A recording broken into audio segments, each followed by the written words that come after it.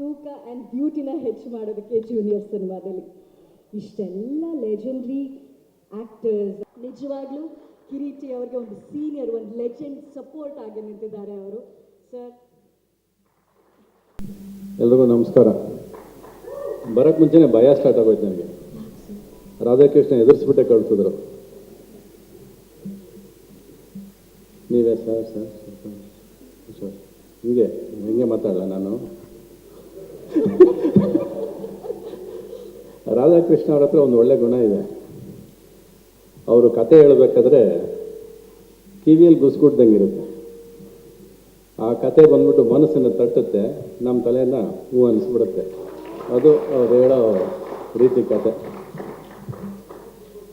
ನಿಮಗೆಲ್ಲ ಇದು ಜೂನಿಯರ್, ಆದರೆ ನನಗೆ ಮಾತ್ರ ಇದು ಮೈ ಜೂನಿಯರ್.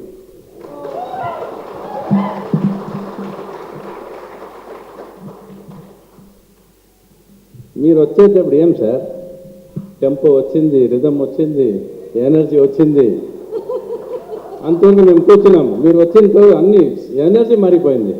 అదే కదా దేవిశ్రీ ప్రసాద్ అంటే. యువర్ లాంగ్ ಟೆಲ್ಸ್ ದಟ್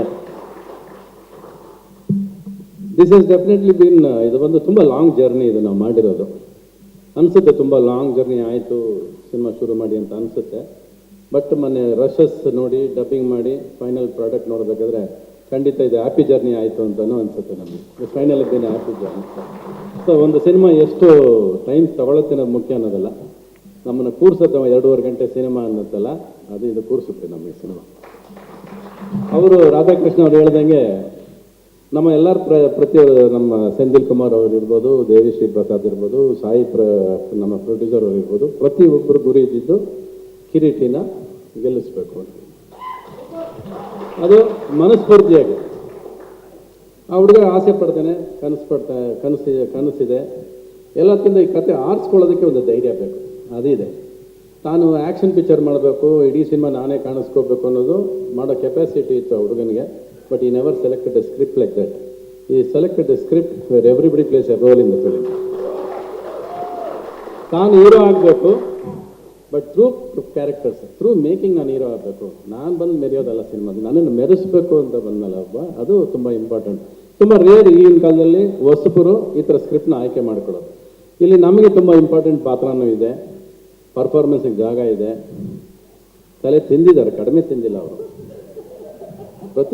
ಬೆಳಗ್ಗೆ ಇವತ್ತು ಆ್ಯಕ್ಚುಲಾಗಿ ನನಗೆ ಒಂದು 4 ఫోన్లు మార్నింగ్ నుంచి ఫోన్ వస్తూనే ఉంది సార్ నాకు. మీరు బయలుదేరారా, మీరు వస్తున్నారా, మీరు ఎప్పుడు వస్తున్నారని.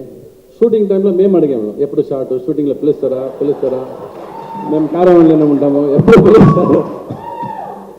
ఇది ఇప్పుడు మాకు టైం దొరికింది, మా ఛాన్స్ తీసుకుంటాము ఇప్పుడు. ತುಂಬ ಇಂಪಾರ್ಟೆಂಟ್ ಸಾಯಿ ಅವ್ರು ಬಂದು ಸಿನಿಮಾ ಸೈನ್ ಮಾಡಬೇಕಾದ್ರೆ 15 days చాలు సార్ మీ డేట్. కొంచెం ఆలోచన చేయండి సార్, కొంచెం డబ్బు కొంచెం ఎక్కువ ఇచ్చేయండి, డేట్ తీసుకోండి సార్, పర్వాలేదు అని చెప్పాను. కానీ వినలేదు. సార్ 15 days సార్, దాని తర్వాత మీరు ఏం కావాలో ఎక్స్ట్రా అడిగి తీసుకోండి అన్నారు. 45 days ఎక్స్ట్రా చేశారు అంతే. నాకు ఇప్పుడు కూడా ఈ సినిమా అయిపోయిందని నమ్మకం లేదు. ఫినిష్ అయిందా సెంథిల్ కుమార్ సార్ని అడిగాను, సార్ ఫినిష్ అయిందా సార్ అని. తెలియదు సార్, 2 days ఉంది, తెలియదు చేస్తారా లేదో తెలియదు. So that is the way this film for perfection, for good things on screen. ಚೆನ್ನಾಗಿ ಆಗಬೇಕು ಅನ್ನೋದಕ್ಕೆ ಎವ್ರಿಬಡಿ ಹ್ಯಾಸ್ ಟ್ರೈಡ್. ಆ್ಯಂಡ್ ಹೊಸ ಹೀರೋಗಳಲ್ಲಿ ನಾನು ಈ ಹುಡುಗನ ಏನಕ್ಕೆ ಮೆಚ್ಕೋಬೇಕು ಅಂದರೆ, ಒಂದು ದಿವಸನೂ ಬಿಟ್ಕೊಡ್ಲಿಲ್ಲ ಸರ್ ಪರ್ದೆನ. ನಾನು ಮಾಡಬೇಕು, ಚೆನ್ನಾಗಿ ಮಾಡಬೇಕು ಅಂತ. ಈ struggled a lot to get the perfection on this film.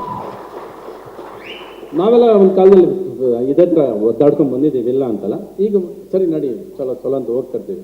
But again he put us back on a slow motion. ಹೇಳ್ದು ಕೂರಿಸಿ ಹಿಂಗೆ ಮಾಡಬೇಕು ಸಿನಿಮಾ, ನನಗೆ ಹಿಂಗೆ ಬೇಕು, ಈ ಥರ ಇರಬೇಕು ಅಂತ ಪ್ರತಿ ಫ್ರೇಮು ಎಂಜಾಯ್ ಮಾಡಿಕೊಂಡು ಆ್ಯಕ್ಟ್ ಮಾಡಿದ್ದಂಥ ಹೀರೋ ನಮ್ಮ ಹ್ಯಾಟ್ಸ್ ಆಫ್ ಅದಕ್ಕೆ.